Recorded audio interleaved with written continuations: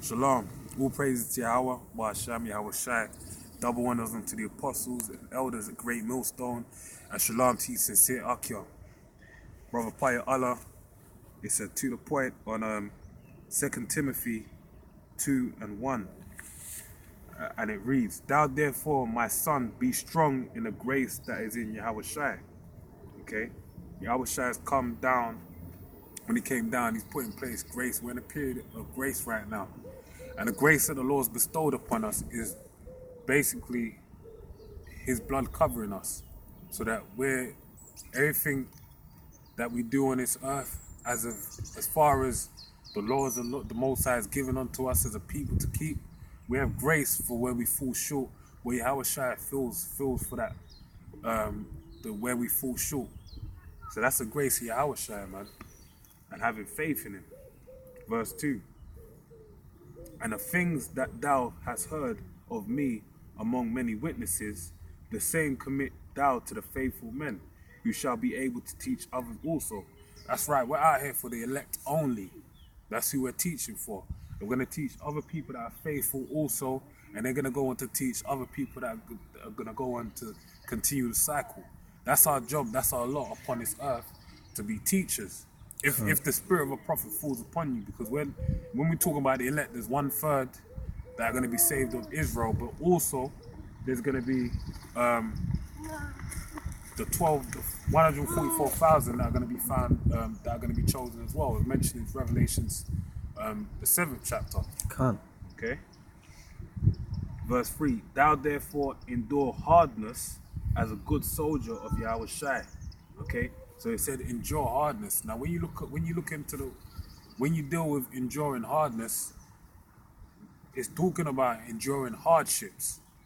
And then when I meditate on that, it makes me meditate on Sirach, the 2nd chapter, about being afflicted, the furnace of affliction. Like worthy men being tried, basically being tried and purified in the furnace of affliction. Because the Lord's looking for elect men that are going to be able to go through that fire of affliction and come out on the other side as a pure man of the Lord. Okay? So that's why you got to endure hardness. The hardness is necessary because it builds you up to be on a higher level of understanding. When you're comfortable, you grow fat and out of shape and all that shit when you're dealing on a worldly level. On a spiritual level, the hardness you endure is gonna galvanize you and make you harder. And then it goes on to say, as a good soldier of Yahweh Shai and Mashiach. So when you deal with a good soldier,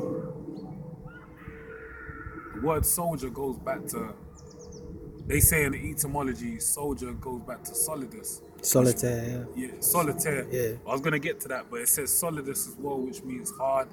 That's one of the things it says. So that even shows you, to be a soldier, you gotta be hard. You be out on the battlefield, you got bullets flying past you, and that's how you are in this truth. You're getting different doctrines thrown at you, flat earth, don't worship Yahweh Shai, and you gotta dip and dive them bullets. You gotta bob and weave everything that's coming at you. And that's gonna make you gotta be hard and ready to get through that. Have a hard mindset. But then also it goes back to solitary. Okay, to be solitaire, to be basically, about being by yourself like you have in prison, which we are. We're prisoners of Yahweh Shai as well, where basically, as prisoners, you have a thing called solitary confinement. The word solitary goes back to solitaire, which means alone, basically. So in this truth, it's we got a brotherhood and everything, but you're by yourself, man. You gotta meditate on your salvation, man, to make your calling and election sure. You gotta deal with it as your own person, your own man in this truth. So even when you deal with prison, man, solitary confinement, you're by yourself, man, and you gotta endure, man. You gotta have the mental strength to get through them days and keep on enduring unto the end. And it makes you hard. Day by day, you're gonna become harder and harder, strong-minded and strong-willed in the power of Yahweh Ba'ashem Yahweh Shai.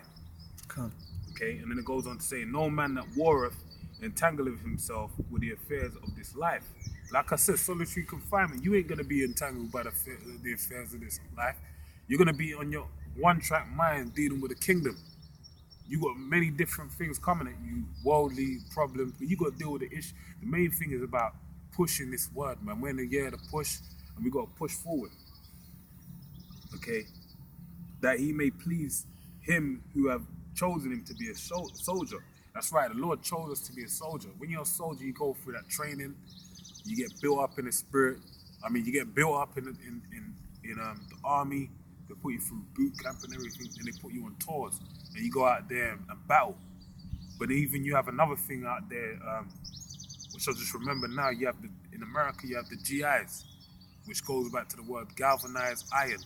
When you look at the galvanization, that's when they take metals and they basically put them through a process where they get galvanized, where they put a layer of zinc over the metal.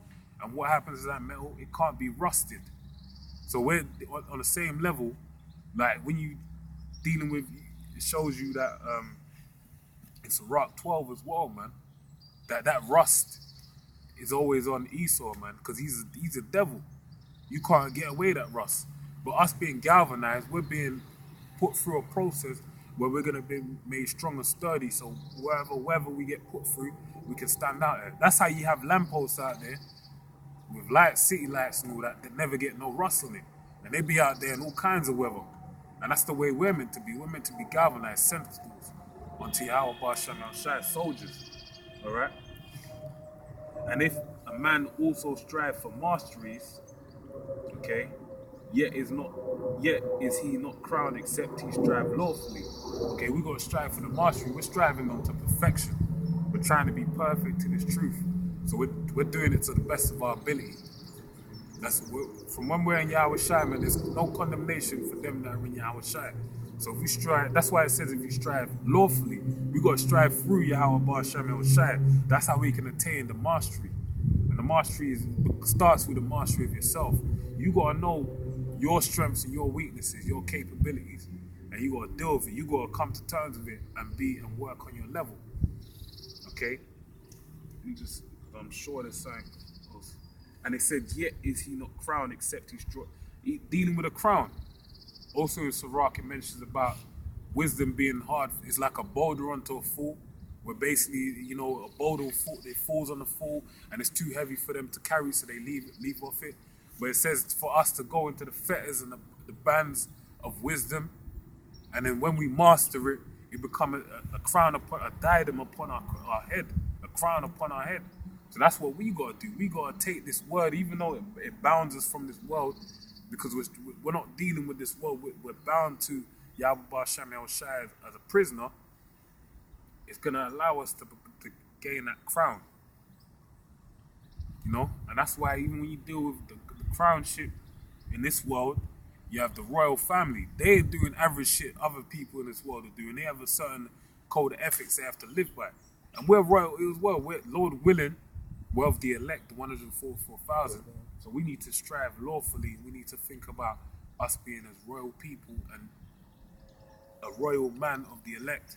And you have to implement the sermon, a ruling class mentality. So with that, I want to say all praises to Yahweh Ba'Shem El Shai, double honors unto the apostles and elders of Great Millstone, and shalom to you, sincere Akim. Pray you edified with this. Shalom.